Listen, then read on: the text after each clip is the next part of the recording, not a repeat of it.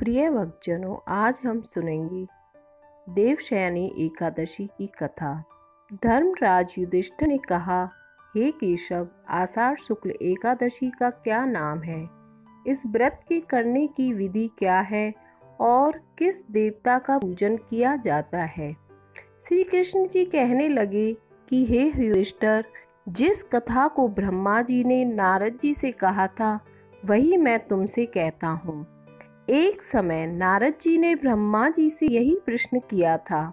तब ब्रह्मा जी ने उत्तर दिया कि हे नारद, तुमने कलयुगी जीवों के उद्धार के लिए बहुत उत्तम प्रश्न किया है, क्योंकि देवशयनी एकादशी का व्रत सब व्रतों में उत्तम है।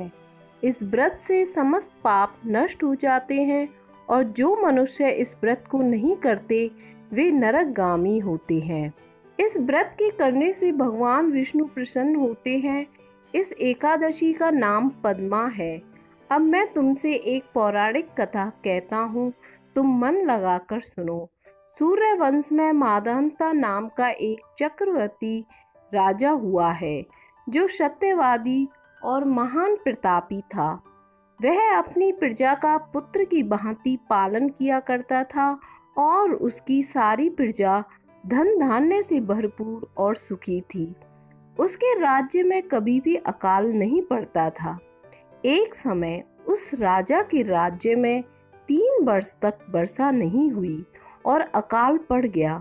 प्रजा अन्न की कमी के कारण अत्यंत दुखी हो गई।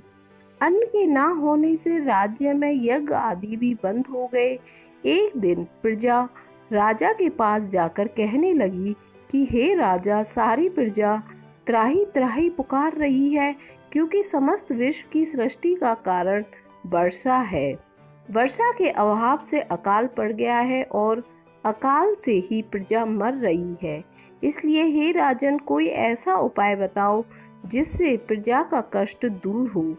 राजा मांधाता कहने लगे कि आप लोग ठीक कह रहे हैं। वर्षा से ही अन्न उत्पन्न होता है और आप लोग वर्षा ना होने से अत्यंत दुखी हो गए हैं। मैं आप लोगों के दुखों को समझता हूँ। ऐसा कहकर राजा कुछ सेना साथ लेकर वन की तरफ चल दिया। वह अनेक ऋषियों के आश्रम में भ्रमण करता हुआ अंत में ब्रह्मा जी के पुत्र अंगिरा ऋषि के आश्रम में पहुंचा। वहां राजा ने घोड़े से उतरकर अंगिरा ऋषि को प्रणाम किया। मुनि ने राजा को आशीर्वाद देकर कुशल क्षेम के पश्चात उनसे आश्रम में आने का कारण पूछा।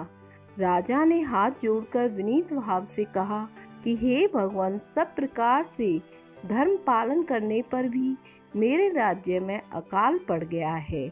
इससे प्रजा बड़ी ही दुखी है। राजा के पापों के प्रभाव से ही प्रजा को कष्ट होता है।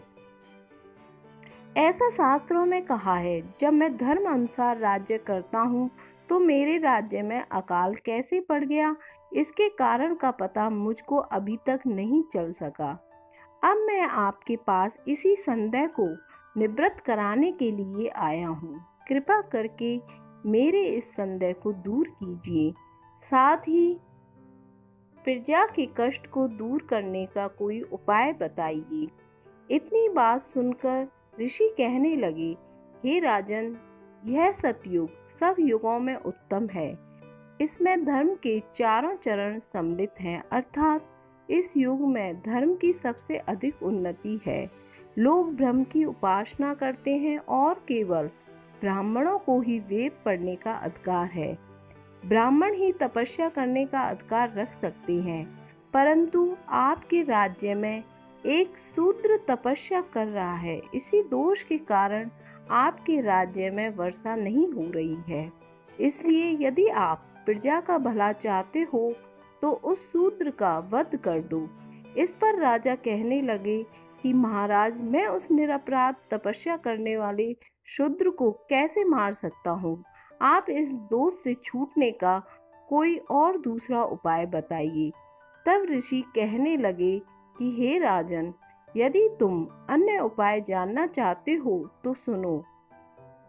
आषाढ़ मास के शुक्ल पक्ष की पद्मा नाम की एकादशी का विधि पूर्वक व्रत करो।